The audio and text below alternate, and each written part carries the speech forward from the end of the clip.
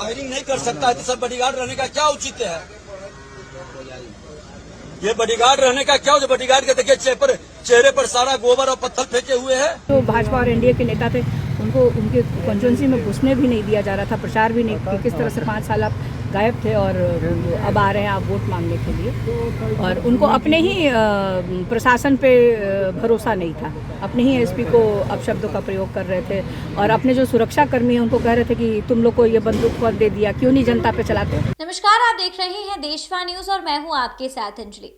Deputy CM Vijay Sinha की गाड़ी पर गोबर फेंके गए, चप्पल जूते फेंके गए, उन पर हमला किया गया, जिसके बाद आपको बता दें विजय सिन्हा एक स्टेटमेंट बोलते हुए दिखाई दिए।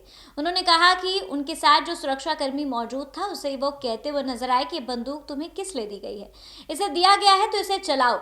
आपको बता दें विजय सिन्हा की स्टेटमेंट पर मीशा भारती ने उन्हें आड़े हाथों ले लिया है, उन्होंने उन पर तीखा कटाक्ष किया है। उन्होंने कहा है कि डिप्टी सीएम विजय सिन्हा को इस तरीके के शब्द यूज नहीं करने चाहिए थे। क्या उनको ये शोभा देता है कि वो कह रहे हैं कि बंदूक है तो चलाओ?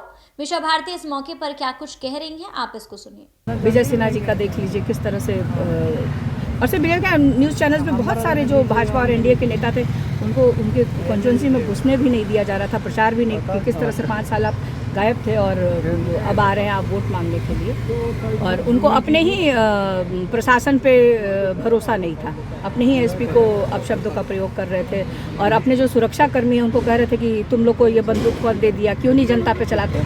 तो ये चीज़ें देखिए, एक तरफ आप जंगल राज की बात करते हैं और जंगल राज का तो आपको मोकामा में दिख जाता है कि किस तरह से सरकार ने के संरक्षण में इस तरह की घटनाएं हुई हैं। तो आपने सुना कि किस तरीके से विजय सिन्हा के स्टेटमेंट पर मीशा भारती जो है वो गुस्से में अपनी बातें बोलती हुई दिखाई दे रही हैं। उन्होंने कहा कि विजय सिन्हा को ये स्टेटमेंट कभी नहीं बोलना चाहिए, उनके सुरक्षा कर्मी जो है उनकी सुरक्षा के लिए है और उनकी गाड़ी पर हमला हुआ ये बात हम जानते हैं, लेकिन इस तरीके की बात जो है उनको शोभा नहीं देती है कि वो बोलें।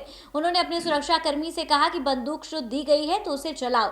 आपको बता दें इस मौके पर मीशा भारती जो है उन्होंने कहा कि महागठबंधन की सरकार बन रही है।